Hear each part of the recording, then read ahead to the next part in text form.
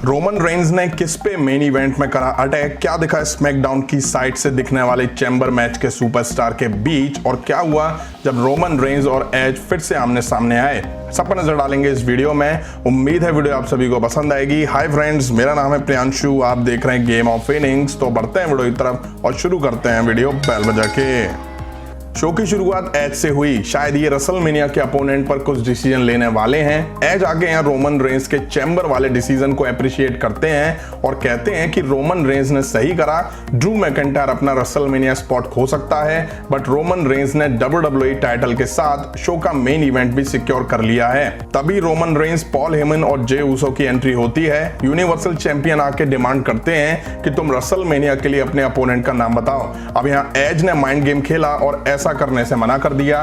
Roman Reigns कहते हैं कि रसलमेनिया का मेन इवेंटर मैं हूं और मुझे एज के फैसले की परवाह नहीं है। अब एज रोमन रेंज को मेन इवेंटर मानने से मना कर देते हैं क्योंकि रोमन रेंज ने वाकई कुछ फील करा, तो मैं एज की जरूरत है, दूसरे तरीके की नहीं। रोमन रेंज अब इनसिक्योर्ड हैं। एज कहते हैं कि मेरा मानना है कि रोमन रेंज मुझे फेस करने की पॉसिबिलिटीज को लेके प्रेशर में टूट रहे हैं। सोचिए, अब ये हकीकत नहीं है और ये अगर हकीकत बन जाए तो क्या होगा। रोमन रेंज इस बात का जवाब देते तभी सैमी ज़ैन की एंट्री होती है। वो रिंग में आते हैं। अब एज और रोमन रेंज दोनों में से कोई भी सैमी ज़ैन को भाव नहीं दे रहा था। सैमी ज़ैन इससे और झल्ला जाते हैं। सैमी ज़ैन खुद को मास्टर स्ट्रेटेजिस्ट कहते हैं और कहते हैं कि रोमन रेंज को इस बात की चिंता होनी चाहिए कि फॉर्मर इंटरकॉन्टिनेंटल चैंपियन इस संडे को चैम्बर मैच जीत गया तो क्या होगा। अब सैमी ज़ैन काफी बकर बकर कर रहे थे तो जे ऊसो एक सुपर किक देके सैमी ज़ैन को रिंग में ढेर कर देते हैं। इसके बाद रोमन रेंज अपने दोनों हाथ पीछे करके एज की तरफ जाते हैं और कान में कुछ कहते हैं और वहां से फिर चले जाते हैं। अब सवाल ये है कि रोमन रेंज ने एज के कान में क्या कहा। अब बिगी की एंट्री होती है। वो आके रिंग साइड सोफे पे बैठ जाते हैं। इसके बाद हमें नाकामुरा वर्सेस अपोलो के बीच एक मैच दिखा। लास्ट वीक नाकामुरा और बिगी के बीच मैच में अपोलो ने आके अटैक करा था। अपोलो और नाकामुरा के बीच मैच शुरू होता है जहां नाकामुरा शुरू में तो अपोलो पर हावी होते दिखाई दिए, अच्छे से हावी होते उससे पहले ही अपोलो ने शानदार ड्रॉप किक मार के नाकामुरा को ढेर करा। अब वो रिंग के बाहर थे, तभी अपोलो ने नाकामुरा को बिगी के ऊपर फेंक दिया। फिर अपोलो नाकामुरा को रिंग में लाके उन पे हावी दिखाई दिए, बट नाकामुरा भी अब पलटवार करके अपोलो में कुछ मूव देते हैं। अब नाकामुरा अपोलो को आर्म बार में लॉक करते हैं और पिन करके मैच अपने नाम कर लेते हैं। हार के बाद अपोलो नाकामुरा पर अटैक कर देते हैं और उन्हें बैरिकेड में दे मारते हैं। फिर स्टील स्टेप्स निकालते हैं तो बिगी उन्हें रोकते हैं, बट अपोलो पीछे से आके बिगी पर अटैक कर देते हैं, उन्हें स्टील स्टेप से मारते हैं और फिर उन्हें रिंग में लेके आते हैं और स्टील स्टेप जैसे ही उठाते हैं तो बिगी रिंग के बाहर चले जाते हैं। अपोलो रिंग के अंदर से ही बिगी पर स्टील स्टेप्स फेंक देते हैं। अब रेफरी और मेडिकल क्रू बिगी को स्ट्रेचर पर एरिना से बाहर ले जा रहे थे, तभी सेथ रॉलिंस की एंट्री होती है। सेथ रॉलिंस कहते हैं कि इंटरकॉन्टिनेंटल चैंपियन के साथ जो कुछ हुआ वो एक ट्रेजेडी है। अपने दोस्तों द्वारा धोखा देना एक ट्रेजेडी है और ये कुछ ऐसा है जिसके सेथ रॉलिंस को पता है कि लास्ट वीक उनके फ्रेंड्स ने उन्हें कैसे धोखा दिया था। मैं बिगी के दर्द को समझता हूं और वो उसके बारे में सोच रहा होगा। अब हमें लास्ट वीक सेथ रॉलिंस के रिटर्न की वीडियो और स्मैकडाउन लॉकर रूम के सुपरस्टार उन्हें कैसे छोड़कर चले गए थे वो सब सेथ रॉलिंस ने दिखाया वीडियो के जरिए। ये दिखा के सेथ रॉलिंस प्रूव करना चाह रहे थे कि ये एक ट्रेजेडी है।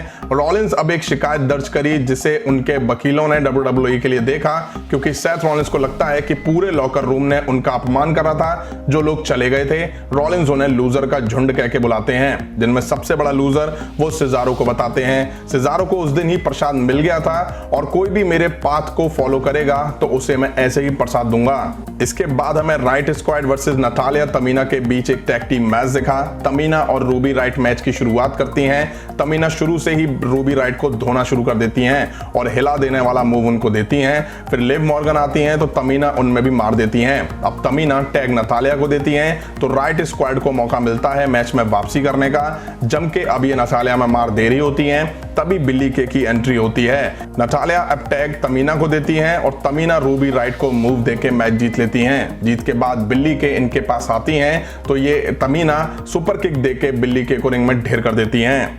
अब बैले डिंग डोंग हेलो में दिखाई दी, जहां उनकी गेस्ट नाया जैक्स और शाइना बैजलर थी। नाया जैक्स और शाइना बैजलर खुश हैं कि बैले ने उनसे टाइटल छीनने की कोशिश नहीं करी। बैले कहती हैं कि मैं इससे जरा भी चिंता में नहीं हूं क्योंकि इसने मुझे साशा बैंक्स से दूर कर दिया।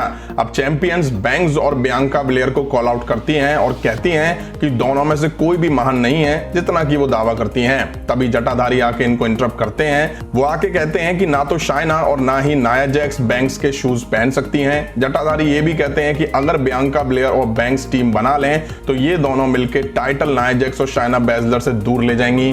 तभी साशा बैंक्स की एंट्री होती है। वो आके कहती हैं कि स्मैकडाउन वुमेन्स डिवीजन मेरे चारों ओर घूमती है, यही वजह है कि बियांका ब्लेयर रसलमेनिया में मुझे चैलेंज करने वाली है। बियांका ब्लेयर कहती हैं कि बैंक्स इस डिवीजन की स्टार नहीं है। बियांका ब्लेयर ने रॉयल रंबल जीता है। आगे बियांका ब्लेयर कुछ कहती, तभी जटाधारी बोल पड़ते हैं और एक 6 पर्सन टैग टीम मैच बनाते हैं जो कि जटाधारी, banks, Bianca Blair versus Nia Jax, Shaina और बैले के बीच होता है।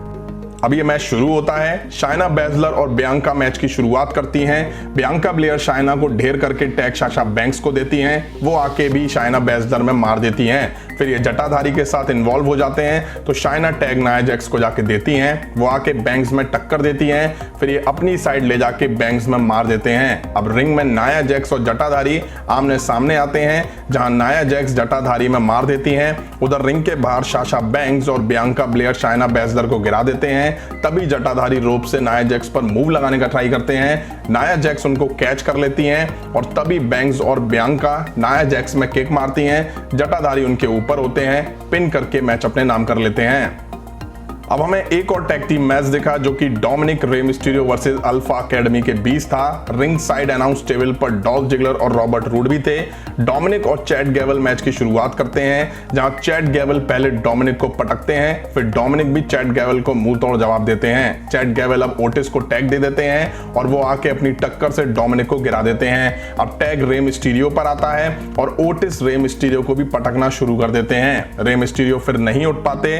वहीं बिना टैग के चैट गैबल रिंग में होते हैं। रेफरी 5 काउंट करती भी हैं बट वो नहीं जाते हैं। मैच डिस्क्वालिफिकेशन की वजह से रे मिस्टीरियो और डोमिनिक जीत जाते हैं बट मैच के बाद ओटिस टॉप रोप से रे मिस्टीरियो पर स्प्लैश लगा देते हैं। बैक स्टेज हमें कार्मेला दिखी, जहां जटाधारी कार्मेला के लिए वाइन का ग्लास लेके आते हैं बट कार्मेला जटाधारी से काफी नाराज थी क्योंकि उन्होंने बैंक्स और बियांका ब्लेयर के साथ आज की रात काम करा था। हालांकि वो कहती हैं कि मैं जानती हूं कि टाइम आने पर तुम सही काम करोगे। फिर कार्मेला जटाधारी की दी हुई वाइन्स पीती हैं जो कि उन्हें पसंद नहीं आती है और फिर वो जटाधारी के ऊपर फेंक के दे मारती हैं। इसके बाद back stage Daniel Bryan, Kevin Owens और सेजारो बात करते दिखाई दिए, जहां डैनियल ब्रायन और सेजारो मेंशन करते हैं कि केविन ओवेंस के नाम अपने टैग पार्टनर्स पर टर्न होने की हिस्ट्री रही है। कॉफी किंगस्टन, सैमी ज़ैन और भी इस लिस्ट में शामिल हैं। डैनियल ब्रायन कहते हैं कि एक मेजर नाम मुझे याद नहीं आ रहा है, मेरी इच्छा है कि तुम उसे लिखने के लिए एक लिस्ट तैयार करो। अब टाइम था मेन इवेंट का, जिसमें Sami Zayn, Corbin, Jey Uso versus Daniel Bryan, Kevin Owens, Cesaro के बीच 6 मैन टैग टीम मैच दिखा।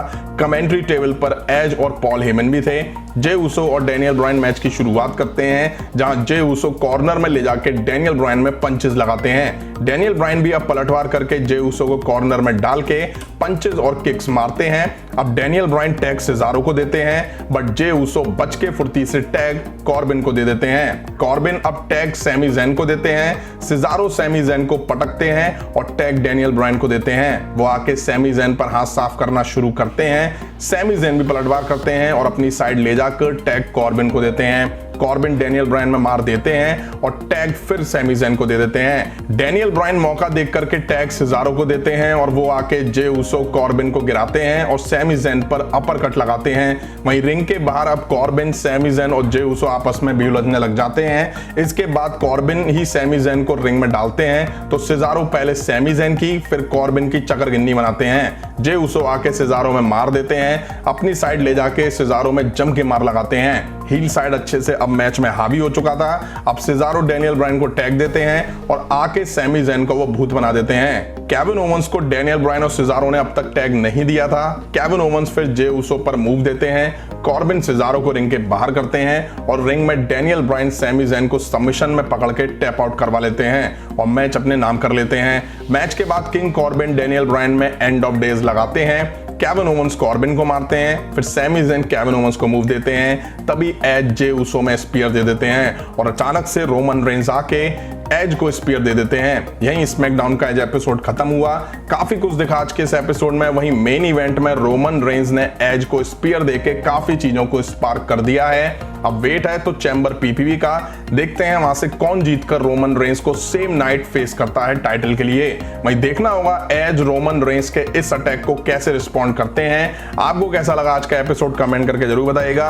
अभी की इस वीडियो में इतना ही। पसंद आए तो लाइक और शेयर करें और इस तरह की इंटरेस्टिंग वीडियो के लिए चैनल के सब्सक्राइब बटन पे स्पीयर मार के चैनल को सब्सक्राइब करें मगर प्यार से। मिलता हूं नेक्स्ट वीडियो में। Thank you.